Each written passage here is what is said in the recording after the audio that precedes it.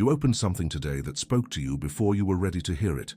A number on a screen, a silence where an answer should have been, a door that did not open, a message that did not come, a diagnosis that arrived without warning. And in the moment you encountered that appearance, something inside you shifted, not because you chose to shift, but because the appearance gave an order, and something in you obeyed. This is the hidden problem that Ernest Holmes spent a lifetime addressing.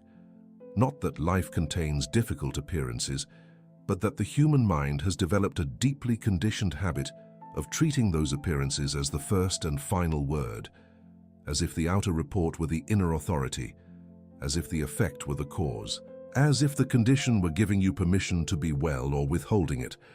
Before this teaching is finished, you are going to see something about your own mind that you cannot unsee. You are going to recognize a precise inversion that has been operating inside your consciousness possibly for years without a name. An inversion where the thing that should be receiving your inner command has instead been issuing it, where the thing that should obey you has become the thing you obey. The appearance has been speaking, and somewhere along the way, you began to listen as if it were God. There is a pattern that almost every human being repeats without recognizing it as a pattern at all. It feels so natural, so immediate, so reasonable that it passes for wisdom. The pattern begins the moment an outer condition changes. A number drops, a door closes, a silence extends longer than expected. A relationship becomes cold, a body reports pain, a business slows, and in the millisecond following that appearance, the mind makes a move. It adjusts. It adjusts its mood to match the condition. It adjusts its expectation to match what it sees. It adjusts its sense of identity, of possibility, of divine support, to whatever the outer world is currently reporting. When the report is good, the inner world lifts. When the report is unfavorable, the inner world sinks. This adjustment feels honest. It feels like being in touch with reality. But this is precisely where the inversion lives, hidden inside what feels like mature acceptance. Ernest Holmes was precise about this. He recognized that when consciousness adjusts itself to match outer appearances, it has confused the order of creation. It has placed the cart before the horse, as the old expression goes, except in this case the consequences are not mechanical, but spiritual and creative. Because consciousness is the creative power. Consciousness is the cause. The outer world, including every number, every silence, every door, every diagnosis, is the effect of prior cause. And when you allow the effect to instruct your cause, you have entered a loop of self-reinforcing limitation. Think about the last time a piece of news, financial, medical, relational, or professional, arrived and immediately governed your inner state. You did not decide to let it govern you. You did not pause and consciously hand it authority. It simply took authority because you had no other framework in that moment. You had no practiced understanding of which direction the law of cause and effect actually flows. So you submitted, not from weakness but from unawareness. This is not a moral failure. It is not evidence that you are spiritually undeveloped. It is evidence that you have been operating without the most fundamental piece of knowledge that every serious student of consciousness eventually has to reckon with. The outer world is always reporting, never commanding. It is always showing you what has been. It is never determining what shall be. The distinction sounds simple, but to live from inside that distinction, under pressure, in the actual moment when the bank statement arrives, when the client says no, when the test result comes back unfavorable, when the relationship goes silent, is one of the most demanding inner disciplines ever described. And it begins not with affirmations, not with optimism, not with forced cheerfulness. It begins with understanding deeply and precisely why you are the cause and not the captive. You obey what you believe holds authority. That is a law of consciousness. If you believe the outer condition holds authority over your inner state will move in response to every outer fluctuation. You will have a good spiritual day when things go well, and a desperate spiritual day when they do not. You will feel close to God when the reports are favorable, and abandoned by God when they are not. And in that condition, your inner life is not being governed by divine law. It is being governed by the economy, by the inbox, by the account balance. by the silence of a person whose response you are waiting for. And here is the inversion at its most precise. You are the creative mind. The account balance is the creation. The inbox is the creation. The appearance is the effect of what has moved through your consciousness, in some form at some prior time.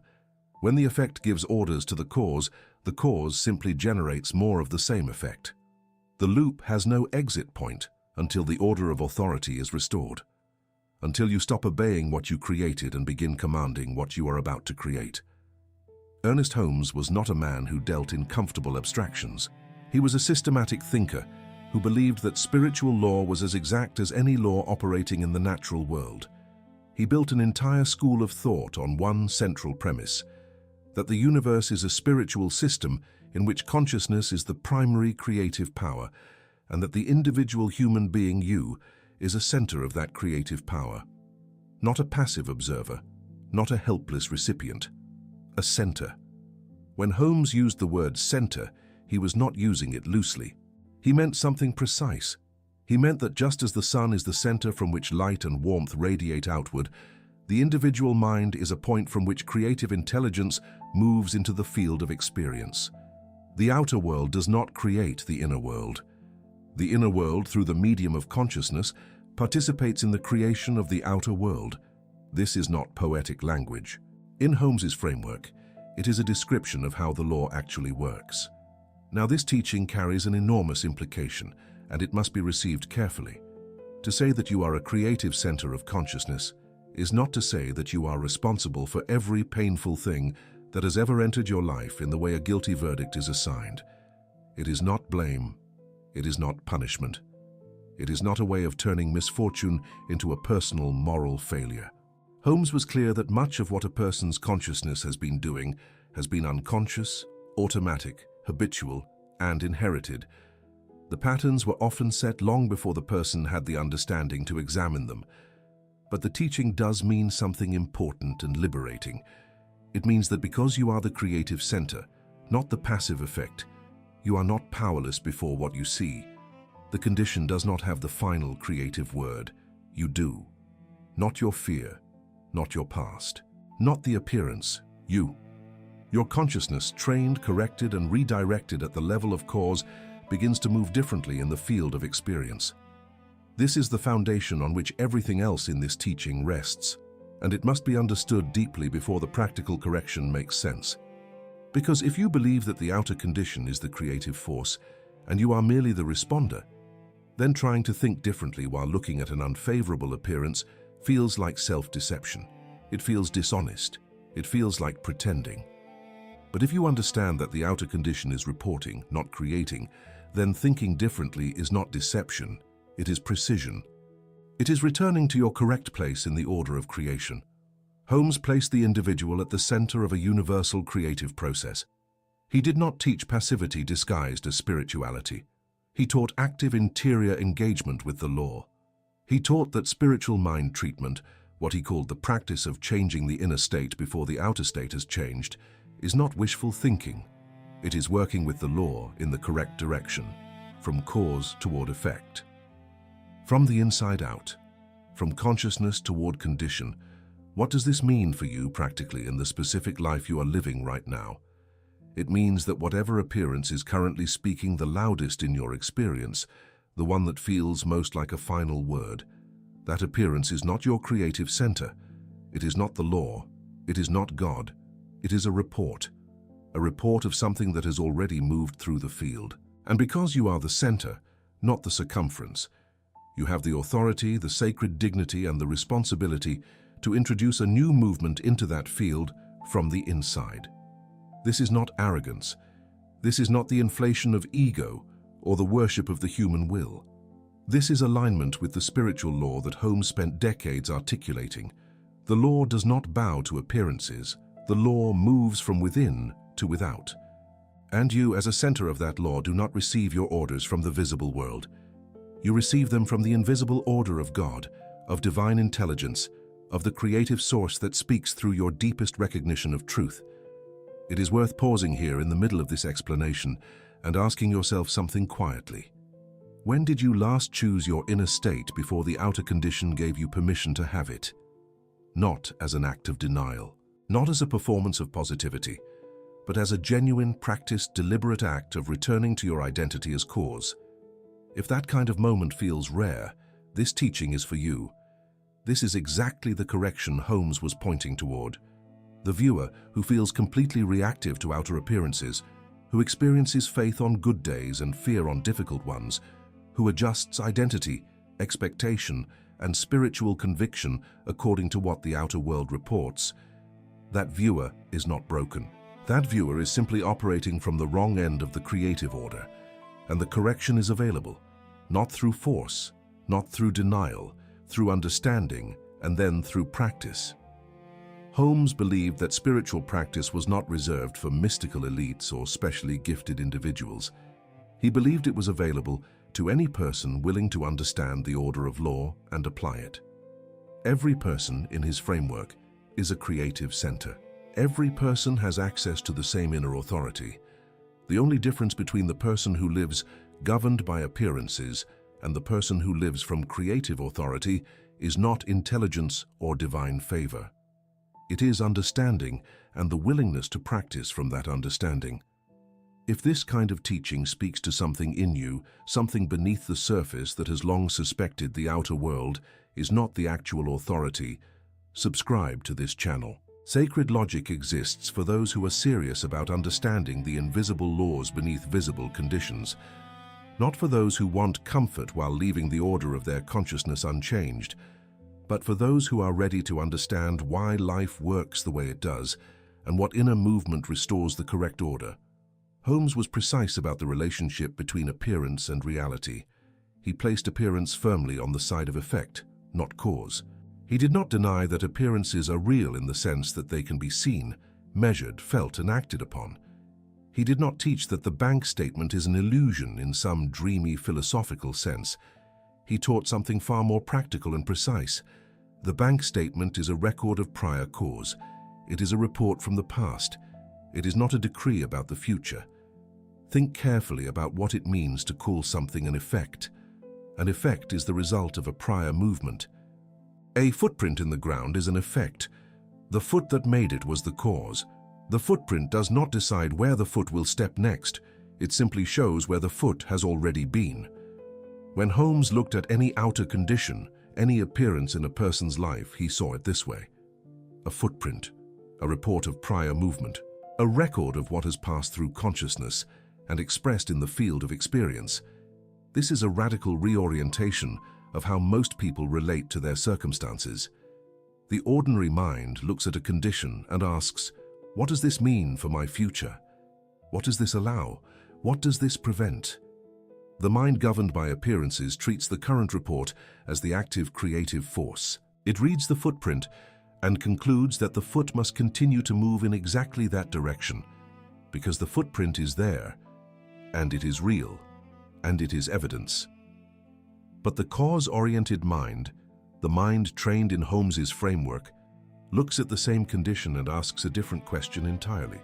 It asks, what prior inner movement produced this report? And more importantly, what is the inner movement that needs to happen now? Not in response to what I see, but in alignment with what I'm about to create. The appearance becomes information, not instruction. It becomes feedback about the past, not a command about the future. Here is a concrete example. Suppose a person has been experiencing financial constriction for a period of months. The outer reports are consistent. The account balance is low. The opportunities have not materialized as expected. Doors that seemed open have closed. A person operating from appearance as cause looks at this pattern and concludes, this is what is true about my life. This is what is real. I must adjust my expectations accordingly. And in adjusting their expectations downward to match the appearance, they continue to generate the same inner movement that produced the condition in the first place. A person working from Holmes's understanding of cause and effect does not deny the account balance. They do not pretend the doors did not close, but they recognize that the account balance is a delayed report of a prior inner pattern, possibly a pattern of fear, of inner debt, of scarcity as a working assumption, of prayer, that was more panic than creative command. And they understand that the correction does not happen at the level of the outer report. It happens at the level of the inner cause. Change the cause. The effect must follow. That is the law. Holmes taught that the universe operates through what he called the law of cause and effect at the spiritual level. He distinguished this from mechanical causation by emphasizing that the cause is always interior, a thought held with feeling, a belief entertained at depth, a spiritual recognition or a spiritual fear.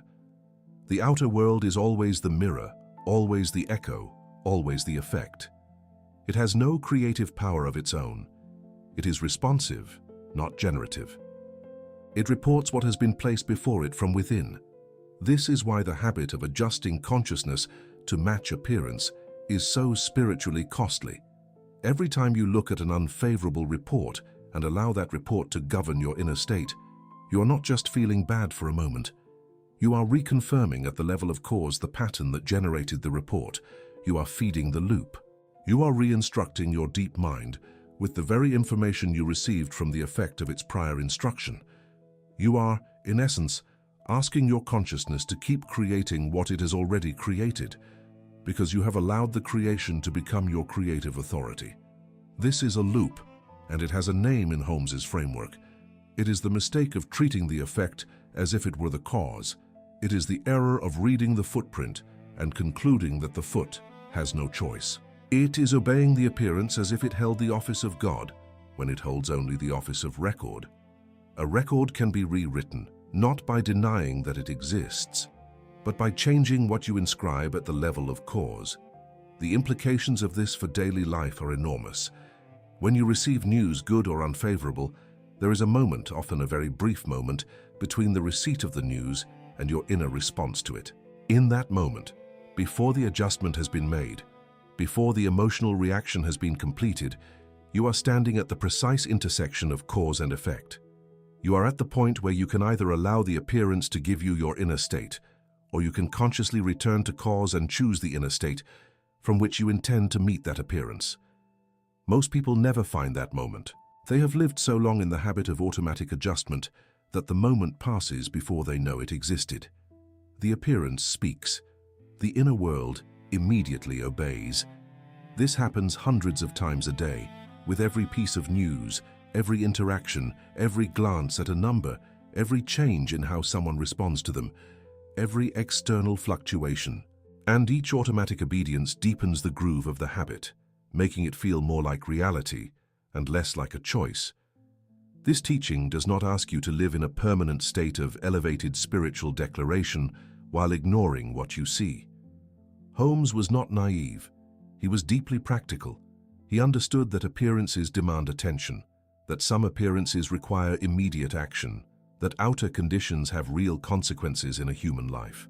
But he drew a clear and crucial distinction between being aware of an appearance and being governed by one, between noting what the report says and enthroning the report as your creative authority, between responsible engagement with outer conditions and the invisible surrender of your inner command.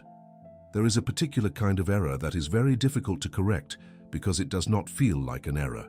It feels like honesty. It feels like maturity. It feels like being in touch with the real world, not hiding inside wishful thinking. This error is the habit of adjusting your consciousness, your inner state, your expectation, your faith, and your sense of what is possible downward to match what the outer world is currently reporting. When the bank account is low, adjusting your inner sense of supply downward to match it feels like being realistic.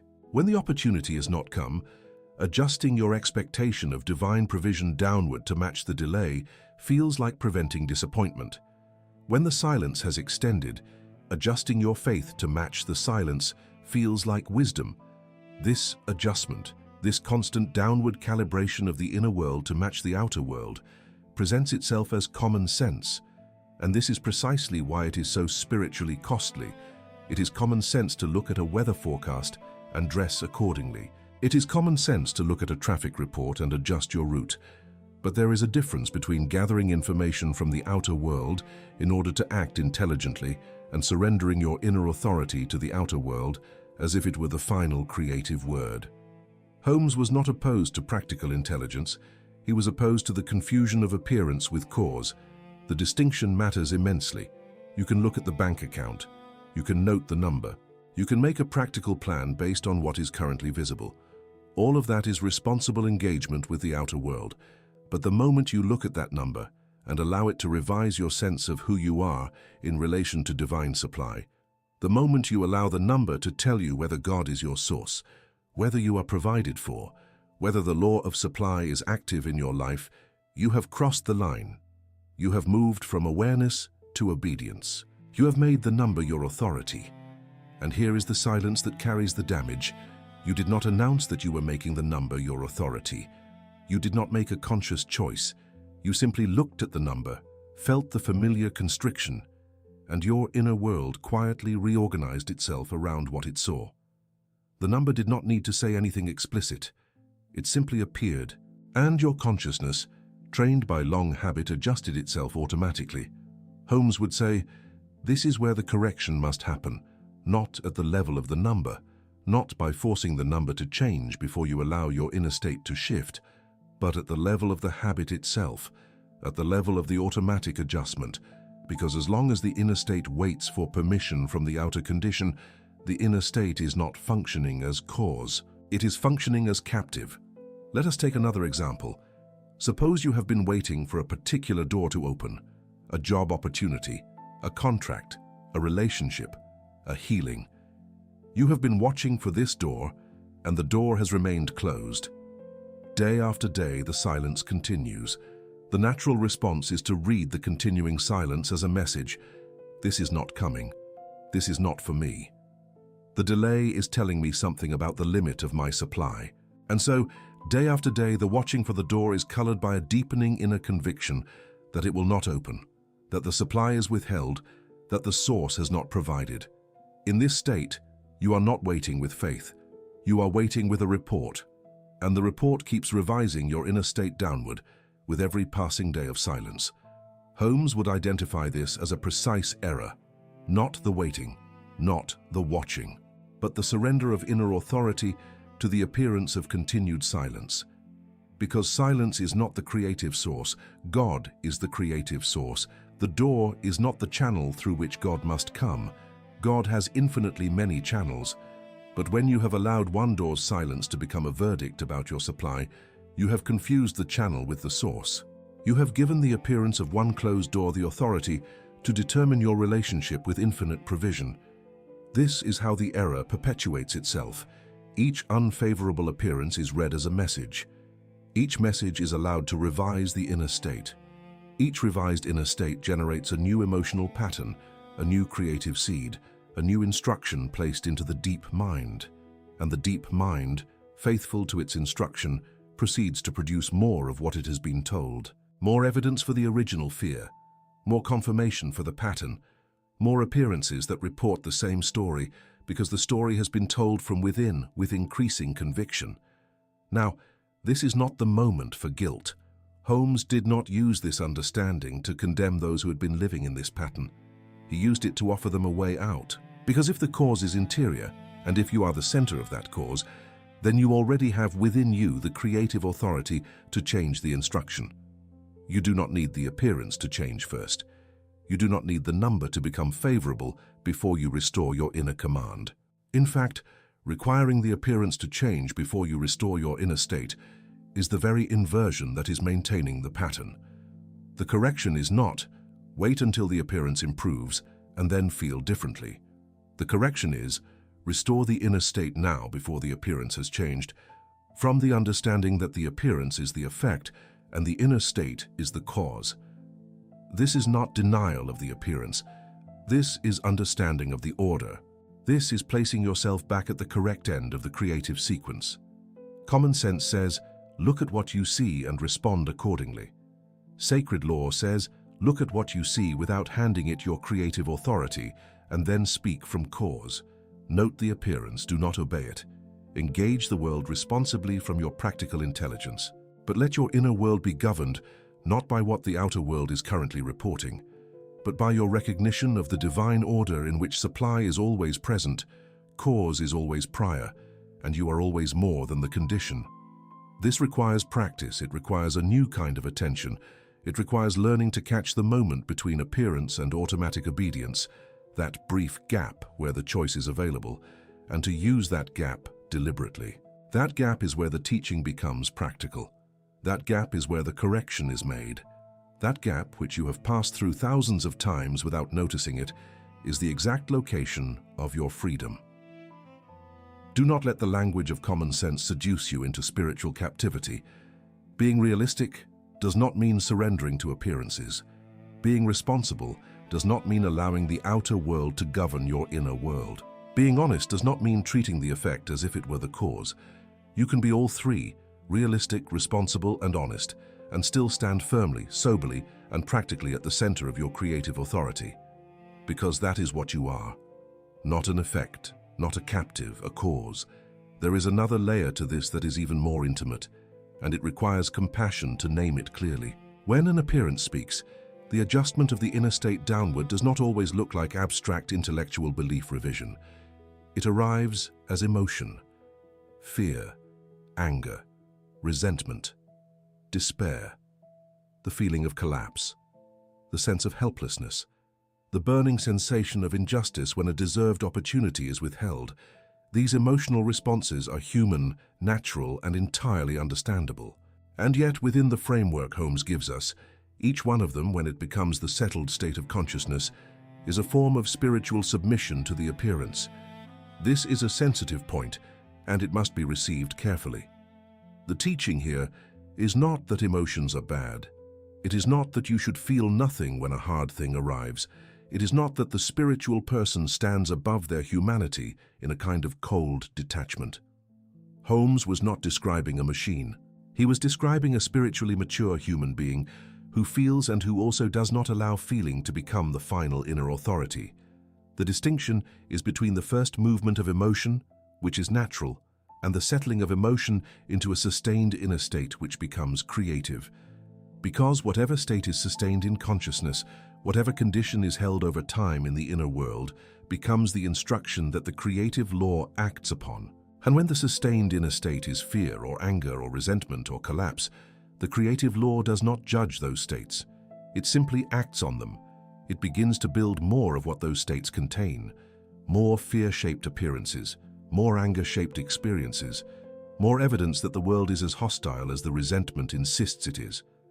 Fear, in the framework of cause and effect, is not merely an unpleasant emotion, it is a creative state. It is a kind of prayer in the inverse direction. It is a sustained inner command that says, let this be so, let the scarcity be real, let the door stay closed, let the supply be withheld, not because the person desires these outcomes, but because sustained fear at the level of feeling is a creative instruction, and the law responds to what is held at depth, not to what is wished at the surface. This is why Holmes was not merely counseling positive thinking. He was identifying something far more precise. He was saying that the state beneath the thought is the actual instruction. You can affirm supply with your words while sustaining fear in your feeling, and in that division, the feeling will win. The deep law responds to the sustained inner state, not to the performed surface, not to the affirmation spoken while the heart is quietly convinced of scarcity. The cause, the real instruction, is what you hold in your consciousness with feeling over time.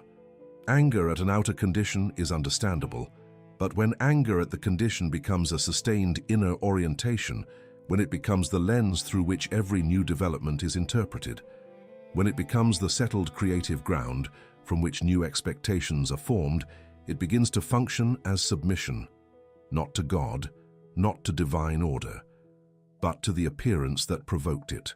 You have handed the appearance enough of your creative power that it has reorganized your inner world around itself. Resentment is one of the most subtle forms of this submission.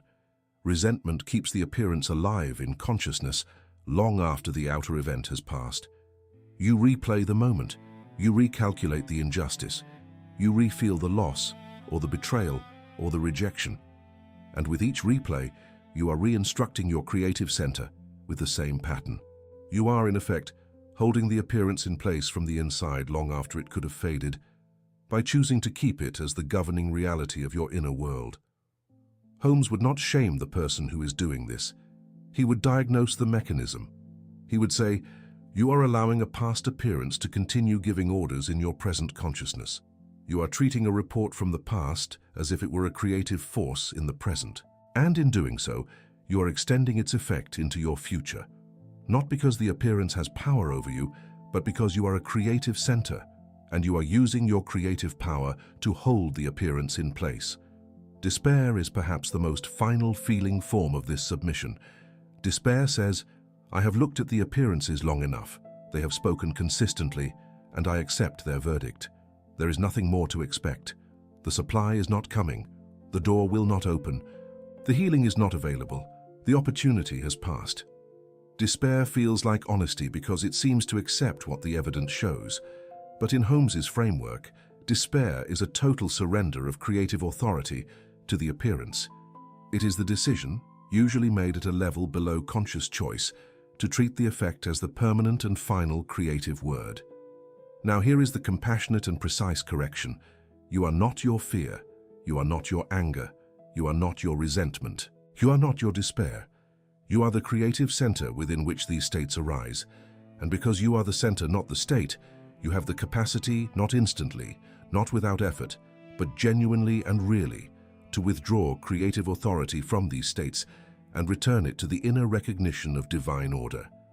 This is not spiritual bypass. It is not the command to perform happiness while suppressing legitimate pain. It is the understanding that the emotion, allowed to move through without being enthroned, is very different from the emotion held as the settled creative ground. You can feel fear without handing fear your creative authority. You can feel anger without enthroning anger as your instructor. You can feel the pain of a delay without surrendering your identity as a creative center to the appearance of that delay. The mastery Holmes describes is not emotional suppression. It is the mastery of knowing the difference between a weather system passing through and a foundation being laid. Emotions are weather. They move, they pass, they inform you, but they are not your foundation. Your foundation, in Holmes's framework, is the divine creative intelligence operating through you as a center of cause. And no appearance, no matter how persistent, no matter how loud, no matter how emotionally charged, holds the authority to replace that foundation unless you hand it that authority. The desire to master this, not to become a spiritual performance artist, but to genuinely stop being governed by appearance from the inside, is the first real act of reclamation. And it begins, not with a dramatic transformation, but with a single, sober recognition. This emotional reaction I am feeling right now, as real and as human as it is in danger of becoming a submission. And I do not have to let it. I am the creative center. The appearance does not hold my office, I do. The first act of reclaiming creative authority is not a dramatic one. It is not a loud declaration or a forced emotional override. It is a pause, a single moment of deliberate interruption between the arrival of the appearance and the automatic obedience that would normally follow. This pause, small as it seems, is the threshold of the entire correction. Because in that pause, you are doing something the appearance does not expect. You are choosing not to respond automatically. You are introducing consciousness into a space that has, for a long time, been governed by reflex. Holmes was not describing a superhuman practice reserved for advanced spiritual masters. He was describing an accessible and learnable inner discipline. The discipline of noticing in the moment of appearance what is happening inside you and asking one precise question: am I about to obey this as cause? This question, asked sincerely, interrupts the automatic machinery of adjustment. It does not deny the appearance. It does not pretend the condition is not present. It simply inserts a moment of creative awareness between the outer event and the inner response. This is the act of naming the order. You name what you see for what it is: an effect, a report, a record of prior cause. You do not add spiritual pretense to it. You do not say the condition is not there. You look directly at it and say, internally with clarity, this is an appearance. This is the effect side of the equation. This is the report. It is real in the sense that I can see it, but it is not the creative authority in my life. It does not hold the office of cause, it holds only the office of record. This naming matters. When you look at a fearful number and you call it by its correct name and effect, something shifts internally. The shift is subtle at first. The fear does not vanish immediately. The practical weight of the condition does not disappear. But the unconscious authority you have been granting the condition begins to be withdrawn. And that withdrawal, even partial, even tentative, is the beginning of the correction. Consider what happens when someone is in a difficult conversation and they become aware mid-conversation that they are reacting from an old wound rather than from the present moment. In the moment of that awareness, even before they have done anything to change the conversation, the dynamics begin to shift. Because awareness is already a form of freedom, the same principle operates in the spiritual correction of cause and effect. The moment you name the appearance for what it is, not a secret, not a final word, not a divine decree, but an effect, you have already begun to withdraw its false authority. But naming alone is not complete. There is a second element in this first act of reclamation, asking whether you are about to submit. When the appearance arrives, when the number speaks, when the silence extends, when the door remains closed, when the unfavorable message comes, the question to ask yourself is not, "How should I feel about this?" The question is, am I about to hand this the authority of cause? Am I about to let this govern my inner state, my expectation, my identity, my faith, my relationship to divine supply? Because if I am, I need to know that clearly before I proceed. This question is not about generating guilt for the times you have already submitted. It is about creating a moment of conscious choice in the present. Right now, in this appearance, I have a choice. I can allow the outer condition to revise my inner world downward, or I can hold my place as creative center and choose my inner state from that position. This choice may be very difficult. The appearance may be genuinely frightening. The practical weight may be real and demanding. But the choice is available, and naming it as a choice, rather than a foregone conclusion, is already a form of reclamation. Holmes also taught that this kind of inner interruption must not become a form of spiritual performance.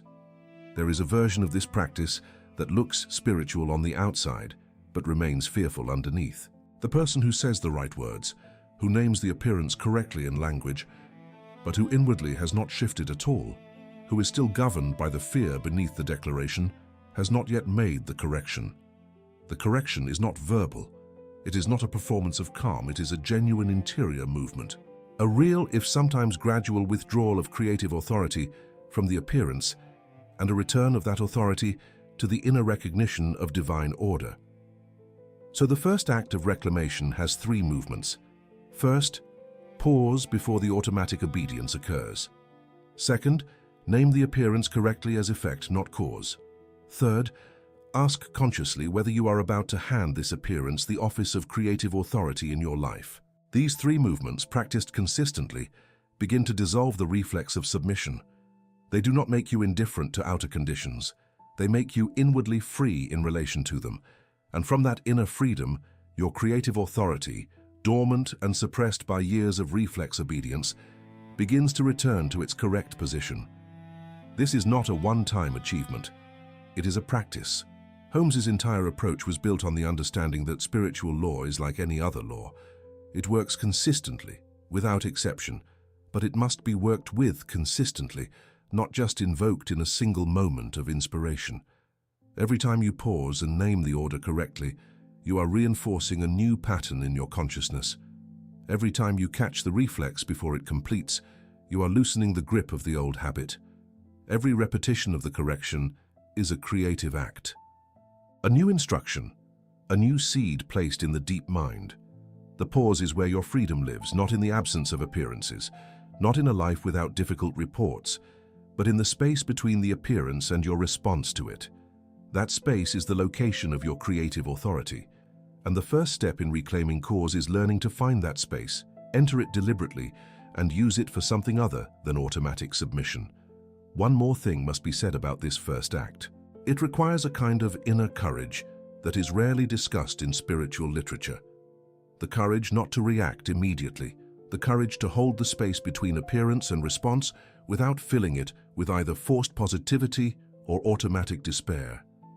The courage to say, I see this, I am not denying this, and I am not going to give this my creative authority just because I have not yet found the right inner response.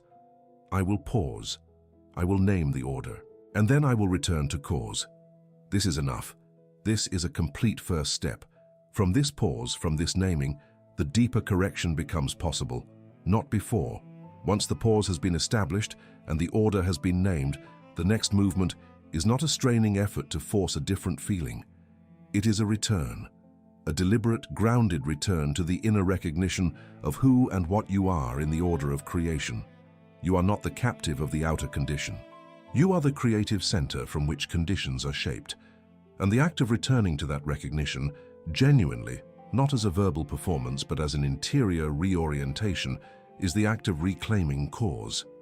Holmes described this return in various ways throughout his teaching, but the essence is consistent. The inner movement is from the circumference to the center, from the effect to the cause, from the visible report to the invisible creative principle.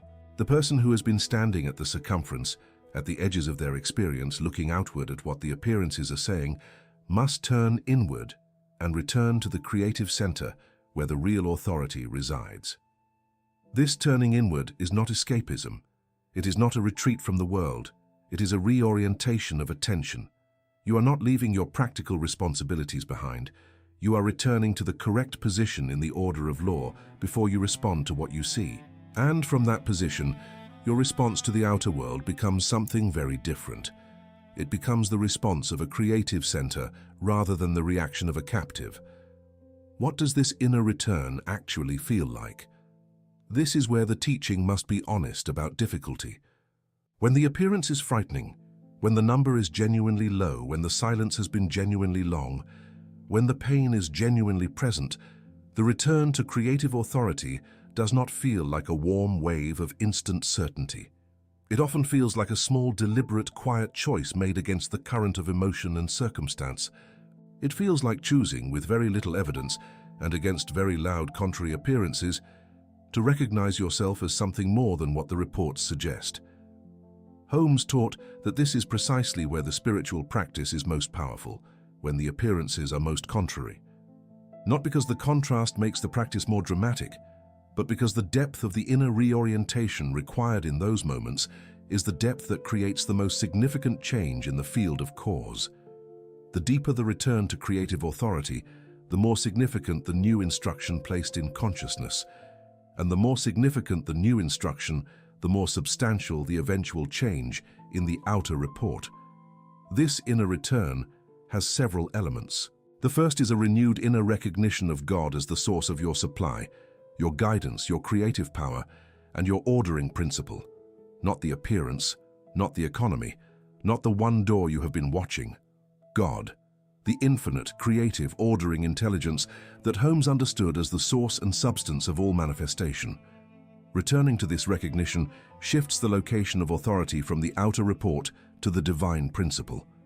It is a fundamental reorientation, not a verbal one, a felt one. The second element is a renewed sense of your own identity as a center of that divine creative intelligence, not as an ego in opposition to God, not as a separate self forcing the universe to obey, but as a created center of the same creative life that sustains and governs all things. Holmes was clear that the individual creative center draws its authority not from personal will, but from its nature as an expression of divine mind. The return to authority is, at the same time, a return to humility. Not the humility of collapse, not the false humility that says I am nothing and cannot expect anything, but the true humility that says I am a center of a power far greater than my personal will, and I align with that power. The third element is the choosing of an inner state that reflects the truth of cause, not the report of effect. This is not manufactured emotion.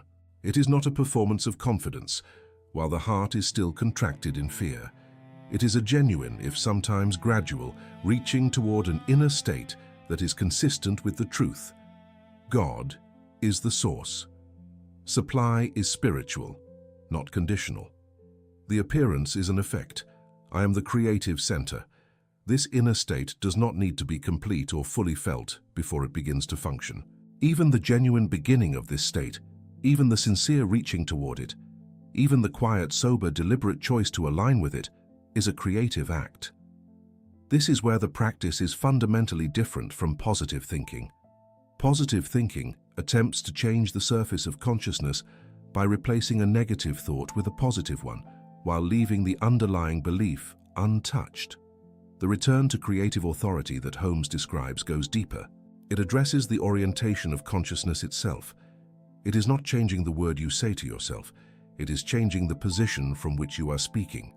It is the difference between a person who says I am provided for while feeling secretly certain they are not, and a person who, however quietly, however tentatively, genuinely realigns their deepest inner recognition with the truth of divine supply.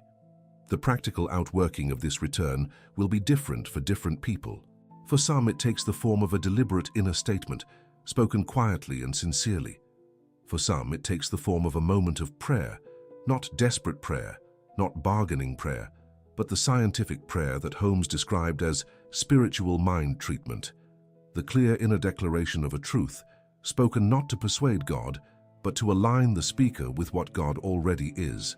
For some, it takes the form of a simple breath and a conscious withdrawal of the attention from the appearance, long enough to reconnect with the inner sense of creative order. What it does not look like is the anxious performance of peace. It does not look like forced smiling at a difficult report. It does not look like chanting affirmations with the heart still in panic beneath them. It looks, from the outside, like almost nothing. It is an interior act, a quiet, deliberate, genuine inner turning.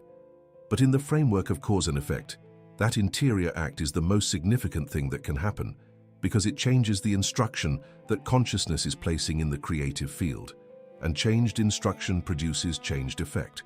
That is the law.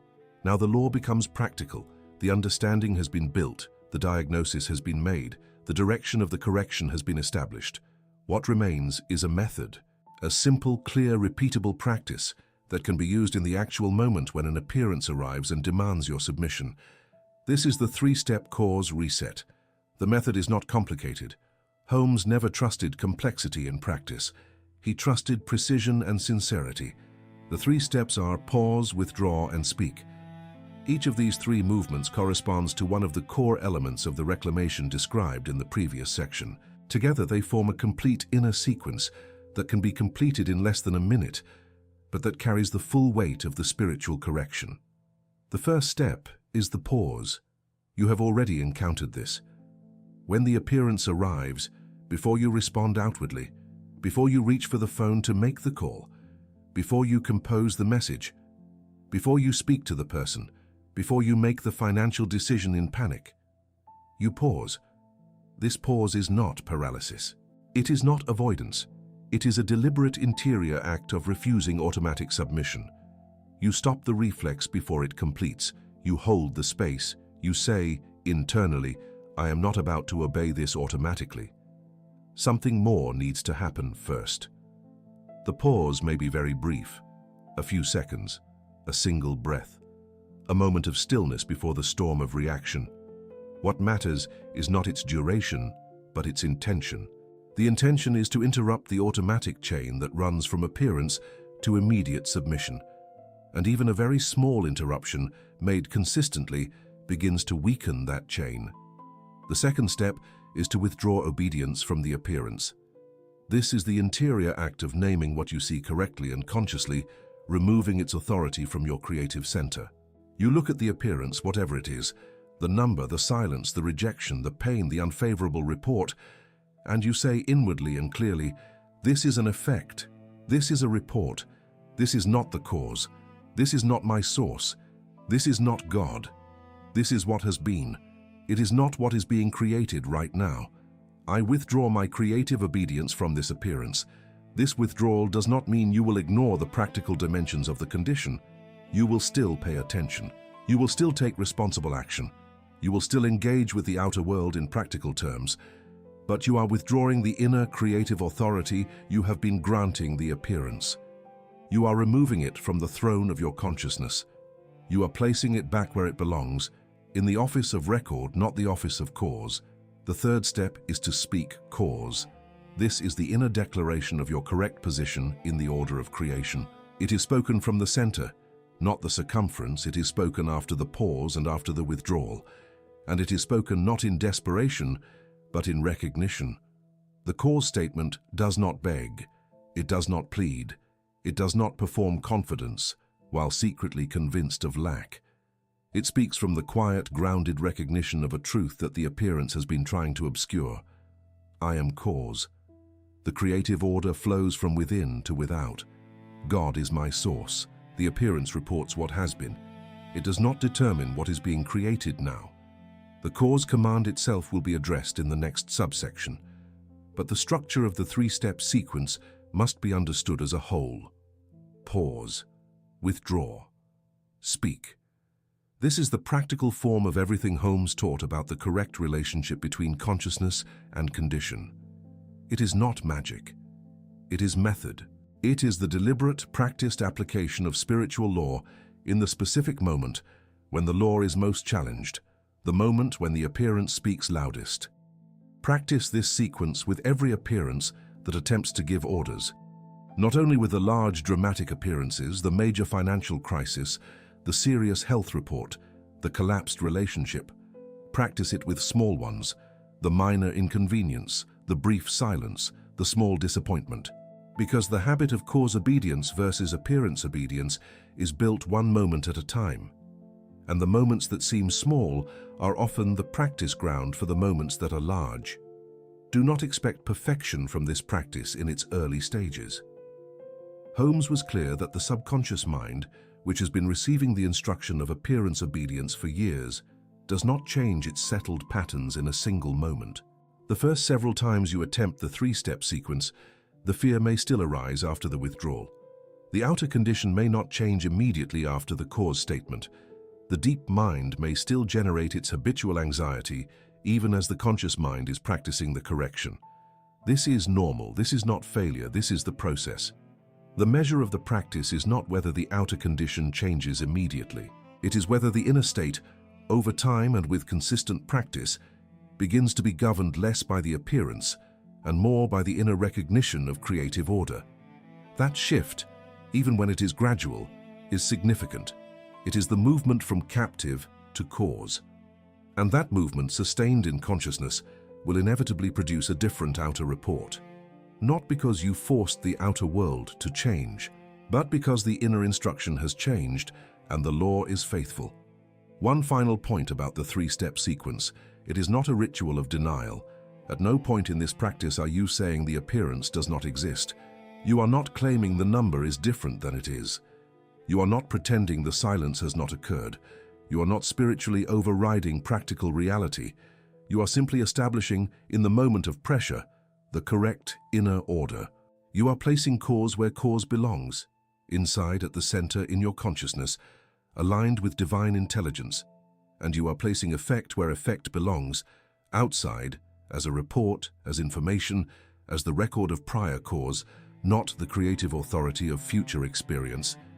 From within the three-step sequence, after the pause and after the withdrawal, there is a moment when the inner voice needs to speak, not loudly, not dramatically, but clearly, precisely, and from the correct position. This is the moment of the cause command. And the central cause command for this teaching, drawn directly from the core correction Holmes is offering, is this: I am cause, not captive. The appearance reports. It does not rule. These two sentences carry the full weight of the teaching. They are not affirmations designed to bypass fear with positive language. They are precision statements of spiritual law.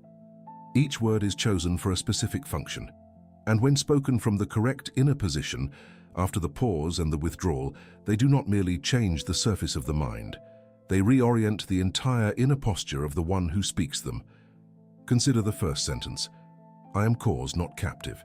This sentence re-establishes the order. It is not a claim of superiority over outer conditions. It is not the ego inflated to defy the world. It is the quiet, grounded, spiritually accurate declaration of one's position in the order of creation. I am at the cause end of the equation, not at the effect end, not governed by what I see, not waiting for permission from the outer report.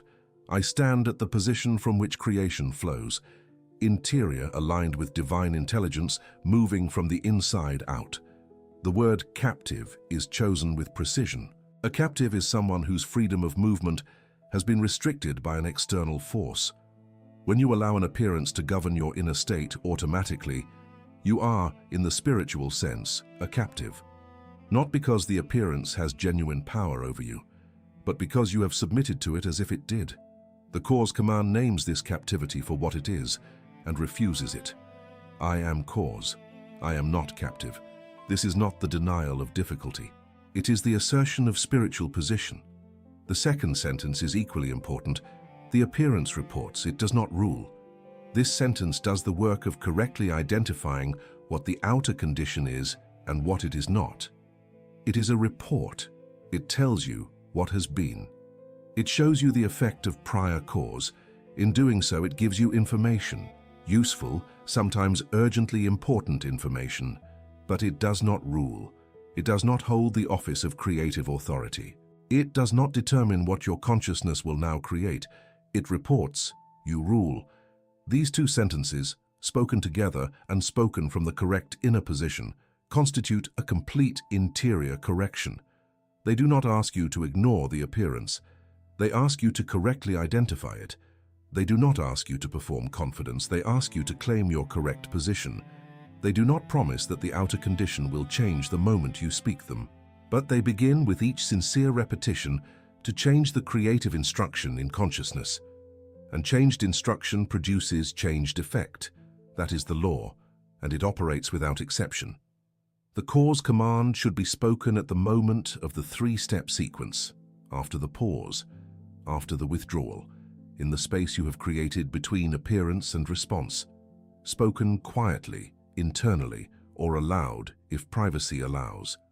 Spoken not as a desperate plea, but as a grounded declaration, not as a performance, but as a genuine interior act, not as a magic formula, but as a precise alignment with spiritual law. And then, from that inner position, you engage the outer world, not from panic, not from the contracted consciousness of captivity, but from the open, grounded, creative center that Holmes describes. You make the practical call, you write the necessary message, you take the required action, you do everything that responsible engagement with the outer world requires, but you do it from cause, from the inside out, from the recognition that you are not the captive of what you see, but the creative center from which what is seen will be shaped. This is the core of the method. It is not complicated. It does not require years of preparation. It requires one sincere, repeated, practiced application. Pause, withdraw, speak the cause command, then act. One sequence, one correction, one new instruction placed in consciousness in the moment. The appearance tries to give orders. This sequence, practiced consistently, is the practical form of everything Holmes was pointing toward. Write this in the comments as your decree. I am cause, not captive. From the very first paragraphs of this teaching, a question has been building beneath everything that has been said. You felt it, even if you could not name it. The question is this: if you are the cause, if consciousness is the creative power, if the appearance is only the effect, then why have you been waiting?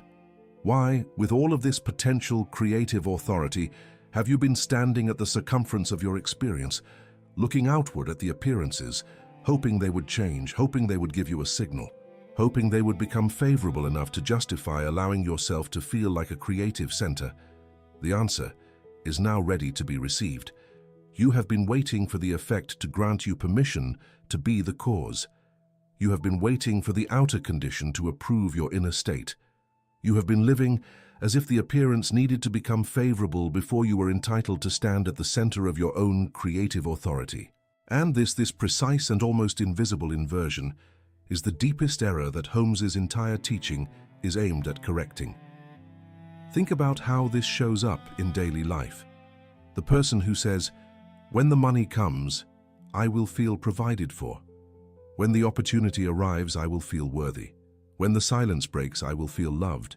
When the pain lifts, I will feel whole." In every one of these sentences, The outer condition is being asked to grant permission for the inner state. The effect is being asked to release the cause.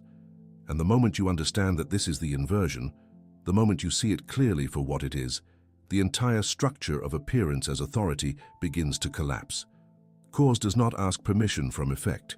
This is a law. The sun does not wait for darkness to grant it permission to shine. The source of a river does not wait for the river's mouth to approve of its flowing. Cause is prior. Cause is interior. Cause is the origin. Effect is the outcome. Effect is the response. Effect is, by definition, what comes after cause has already moved. Asking effect to give you permission to be cause is like asking your reflection in a mirror to change first so that you can then decide to change your face. The reflection does not initiate, it responds. And the moment you understand this, you see that you have been standing in front of the mirror, waiting for the reflection to improve, so that you can finally feel good about your face. This is not a small error. This is the foundational inversion that Holmes identified as the root of spiritual powerlessness. Not evil, not punishment, not divine abandonment.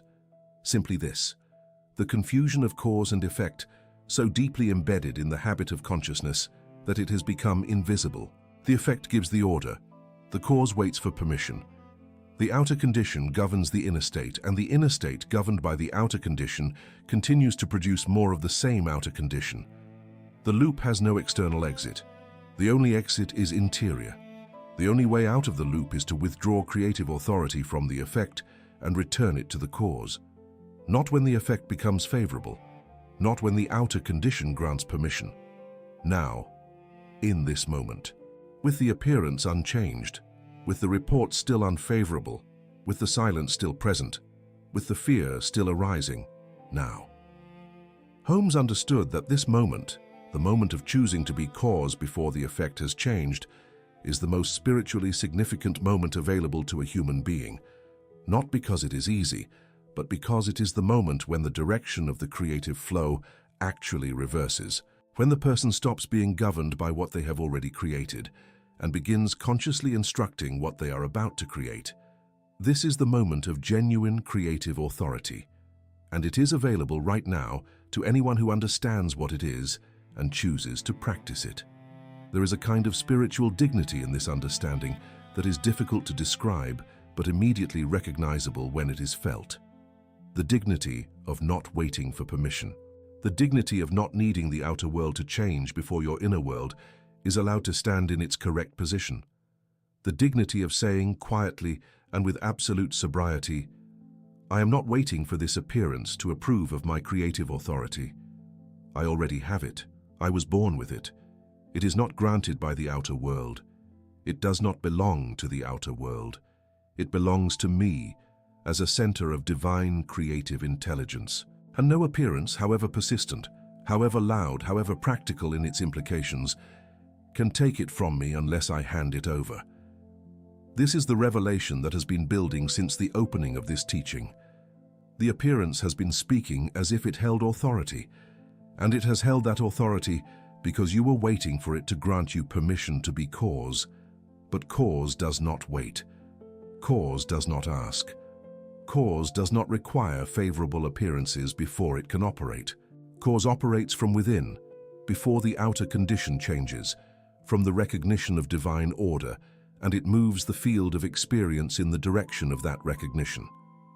Holmes would say, begin, not after the condition improves, not after fear subsides, not after permission is granted by the outer world. Begin now, stand at the center. Speak, cause, and let the law do what the law does. Move from within to without, from cause to effect, from the invisible to the visible, from the inner command to the outer report. The new identity that this teaching is offering is not an identity of superiority. It is an identity of order.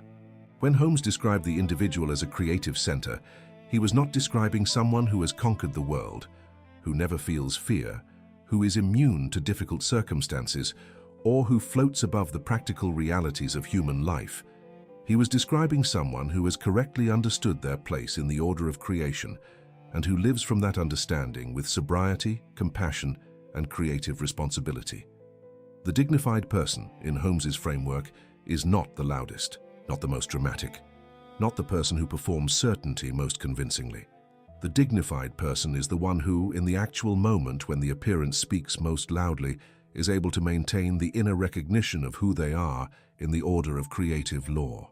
Not perfectly, not without difficulty, but genuinely and with increasing consistency through practice. What does this identity actually look like when it is lived? It looks like a person who receives an unfavorable report without immediately adjusting their inner sense of God as source. A person who looks at a difficult number and does not hand the number the authority to determine whether divine supply is real. A person who hears silence from a door they have been watching and does not allow the silence to revise their expectation of provision. A person who, even in fear, can find the pause, can speak the withdrawal, can say the cause command, and can return to the inner recognition of creative order before responding to the outer world. This is not superhuman. It is not the territory of saints and sages only. It is the practical outcome of understanding the law and practicing it consistently over time. It begins as a difficult, effortful interruption of an old reflex. And over time, with practice, it becomes a new way of being in relation to outer conditions, not because the outer conditions become permanently favorable, but because the relationship between consciousness and condition has been corrected. Holmes also emphasized that this identity carries responsibility.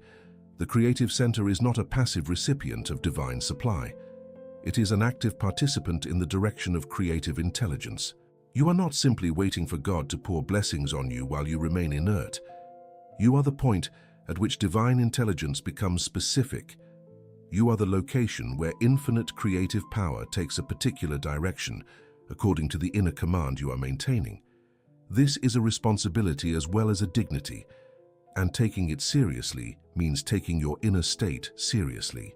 Not obsessively, not anxiously, but with honest attention and genuine practice. The inner posture of the dignified creative center is calm, ordered, and open.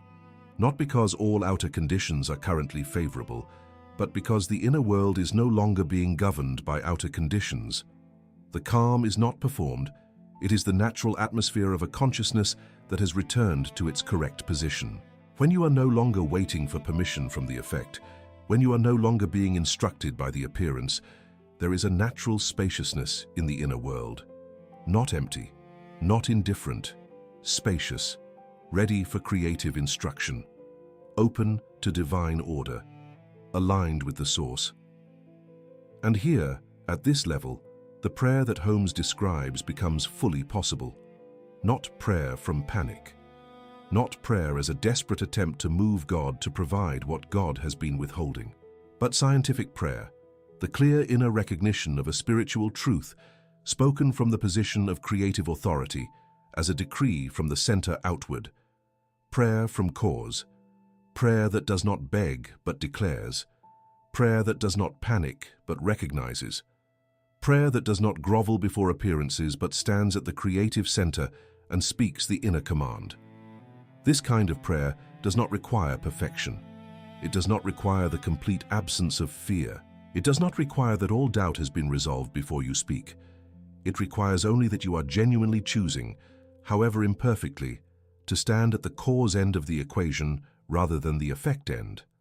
That you are genuinely reaching toward the inner recognition of divine creative order, rather than allowing the outer report to determine your inner reality.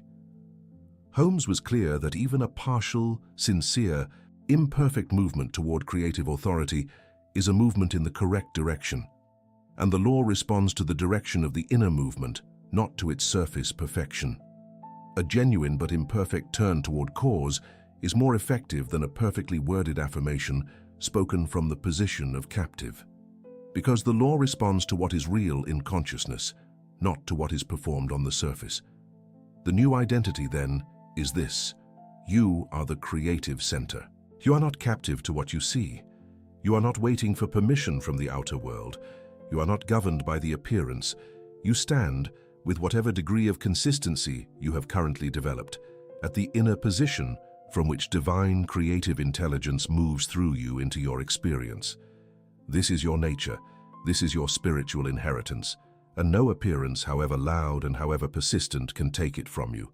You can only hand it over. And now that you understand the mechanism, you are less likely to hand it over without knowing what you are doing. There is a person, and you may recognize something of yourself in this portrait, who has been sincerely trying to live from spiritual understanding for some time. They pray, they read, they listen to teachings like this one. They believe in principle that God is their source and that they are more than the outer conditions of their life. And yet in practice, their inner state rises and falls with extraordinary faithfulness to whatever the outer world is currently reporting. On the morning when the account balance is higher than expected, they wake with a quiet sense of divine order. They feel provided for. Their prayer has warmth in it.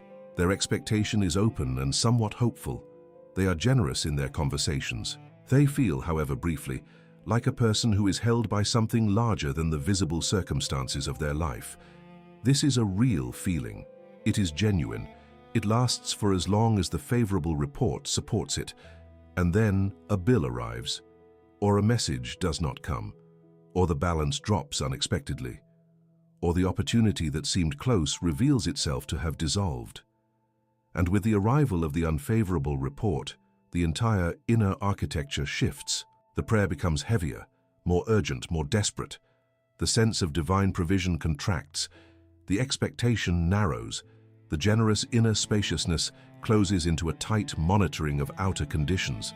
The person checks more frequently, waits more anxiously, lies awake at night rehearsing the unfavorable reports and the possible outcomes. This person is not insincere. This person is not spiritually lazy. This person is doing something extraordinarily common and extraordinarily costly. They are allowing the outer condition to determine the inner state and allowing the inner state to swing entirely as the outer condition changes. Good news gives faith. Bad news takes it away. Good reports produce a temporary sense of spiritual order. Unfavorable reports produce a temporary sense of divine absence or personal unworthiness. The exhaustion that comes from living this way is very real, because the outer world is never permanently stable. There will always be another fluctuation, another report, another piece of news that changes the atmosphere. And if the inner world is entirely responsive to every outer fluctuation, then there is never a settled creative center. There is only a relentless adjustment up and down to whatever the outer world is currently saying. And from that exhausted, constantly adjusting position, genuine creative authority is simply impossible. What this person lacks is not sincerity. What they lack is the understanding of the order of cause and effect, deeply enough and practically enough that it can hold under pressure. The teaching they have received has not yet reached the level where it can interrupt the reflex. They believe in divine supply when the supply is visible. But the spiritual muscle that allows you to maintain the inner recognition of divine supply when the outer report says otherwise has not been built. Not because they are weak, because the practice was never taught with sufficient precision. This portrait is not intended to produce shame.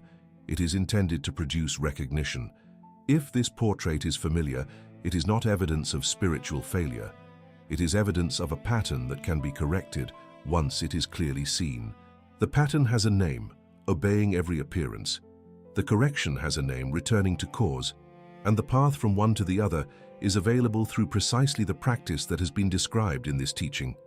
Compassion is the correct response to this person, not condescension, not judgment, because this pattern is not rare. It is the default condition of a consciousness that has not yet encountered with sufficient clarity and practical precision the teaching that the outer world is always effect and the inner world is always cause.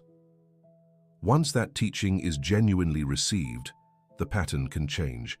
Not overnight, not without effort, but genuinely, practically, and with increasing consistency over time. Now consider the same person, the same outer conditions, the same unfavorable report arrives, the same account balance, the same silence from the expected door, the same difficult message. But something is different this time, not in the outer condition, in the inner response. The report arrives. The person feels the familiar tightening in the chest, the familiar contraction of the inner world, the familiar movement toward anxiety. And then something interrupts. not a magical intervention from outside. An inner interruption. A moment of recognition, a pause before the automatic obedience completes. They have been practicing, they have been working with the cause sequence, and in this moment, almost without deciding to do so, they find the space between the appearance and the response. They do not deny what they see. They do not pretend the number is different than it is. They do not perform cheerfulness. They simply pause. And in the pause, they name the appearance for what it is: a report, an effect, not the creative authority, not the final word, not God. And they say quietly and inwardly, "I am cause, not captive." The appearance reports. It does not rule. Something in the inner state does not transform dramatically. The fear does not vanish entirely. The practical weight of the condition has not disappeared. But there is a difference. The difference is subtle but real. They have not handed the appearance the authority to govern their inner state. They have caught themselves at the moment of submission and withdrawn.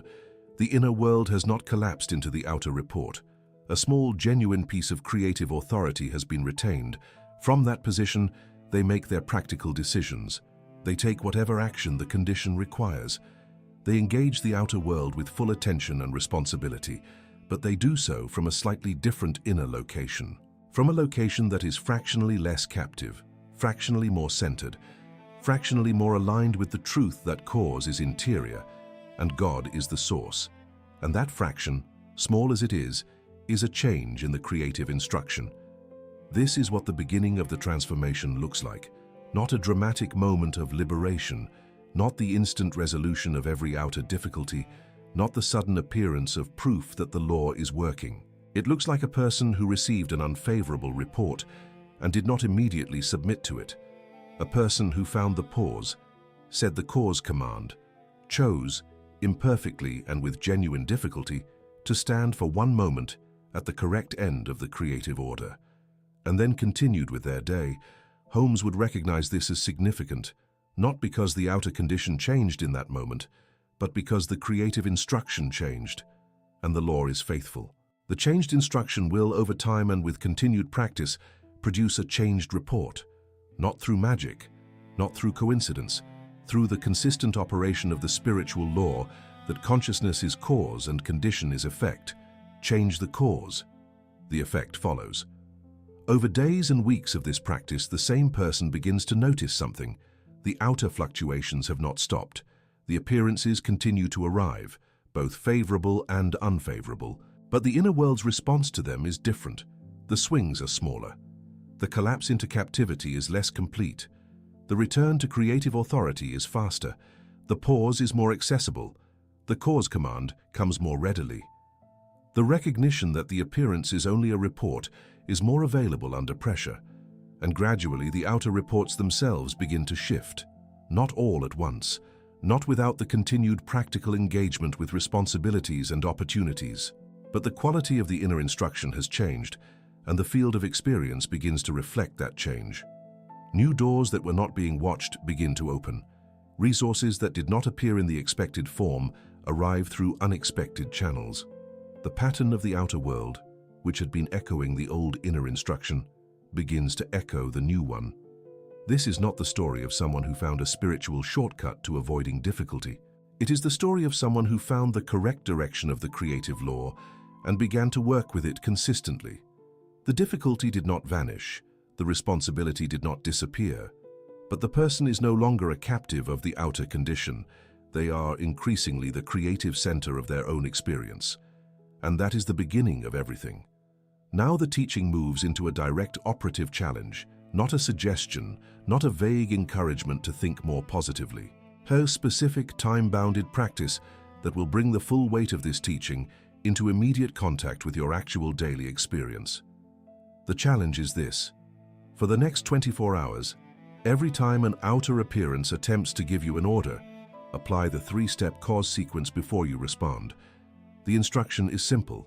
When a number speaks, when a silence continues, when a message arrives that is not what you hoped for, when a door appears closed, when a piece of news generates contraction in your inner world, in that moment before you respond outwardly, pause. Name the appearance as effect, not cause. Withdraw your creative obedience from it, and then speak the cause command. I am cause, not captive. The appearance reports. It does not rule. Then act, practically and responsibly, from that inner position. Do not require perfection from yourself in this 24 hours. Holmes did not teach that mastery is achieved in a day. He taught that practice is begun in a moment and deepened with consistency. Your only task in this challenge is to catch as many moments as you can in the actual flow of your day when an appearance is attempting to govern your inner state and to apply the sequence. Not all of them, as many as you notice. Even 3 or 4 genuine applications in 24 hours constitute significant practice. Notice what happens in your inner world when you apply the sequence sincerely. Notice whether the inner state shifts even slightly. Notice whether the quality of your subsequent action changes, not the outer results, which follow at their own pace, but the inner posture from which you act. Does it feel slightly less contracted, slightly less captive, slightly more grounded in the recognition of creative authority? These small interior shifts are the real measure of the practice. They are the seeds of the new creative instruction. You may find it difficult. You may find that the appearances are numerous, that the reflexes are strong, and that you miss many moments before you catch them. This is completely expected. The habit of obedience to appearance has been in place for a long time. The practice of cause recognition is new. Difficulty is not failure. Difficulty is the honest experience of working against a deep pattern and beginning to change it. Every moment you catch is a victory. Every application of the sequence, however imperfect, is a new instruction placed in consciousness. This challenge is not the end of the practice, it is the beginning of one. At the end of 24 hours, you will not be a perfected master of creative authority, but you will have made genuine contact with the principle in your actual daily life. And that contact, repeated and deepened over the following days and weeks, is how the teaching becomes a living reality rather than an intellectually understood concept. You began this teaching by encountering an appearance that spoke as if it held authority, a number, a silence, a delay, a report that felt like a final word. You have traveled from that moment of recognition through the diagnosis of the inversion, through Holmes's understanding of the creative center, through the cause and effect order, through the exposure of the error, through the reclamation of authority, through the practice, through the revelation, and through the illustrative case. The loop is now closed, but it is closed differently than it opened. The same appearance that spoke at the beginning of this teaching has not necessarily changed in the outer world. The number may still be what it was. The silence may still be present. The door may still appear closed. But your relationship to it has changed. You now know something you cannot unknow. The appearance is an effect, it is a report. It does not hold the office of cause. It does not hold the office of God. It does not hold the office of your creative authority. You are the creative center. You are the one from which the instruction moves. You are the one at the cause end of the equation. And no appearance, however large, however persistent, however practically weighted, changes that. It can only be handed authority by you, and understanding that, you are far less likely to hand it authority without knowing what you are doing. Holmes left us a precise and liberating framework, not a system of denial, not a technology of spiritual bypassing, a sober, practical, spiritually exact understanding of how the creative order actually operates, from within to without, from cause to effect, from consciousness to condition. And the invitation he extended is available to you right now, in the life you are actually living, with the appearances you are actually facing. Stand at the center. Speak from cause. Let the law operate in the correct direction. Write this in the comments as your decree. I am cause, not captive. Let it be your declaration, not performed, but meant. Let it be the inner posture with which you move into the next hour and the next day. Let it stand against every appearance that attempts to give orders, not from arrogance, from dignity, from the sacred, grounded recognition of what you are in the order of creation.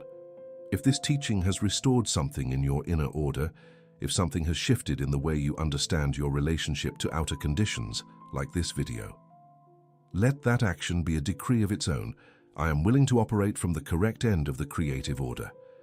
Subscribe to Sacred Logic. This channel is not for those who want surface encouragement. It is for those who are serious about understanding the invisible laws beneath visible conditions and who are willing to do the inner work that those laws require.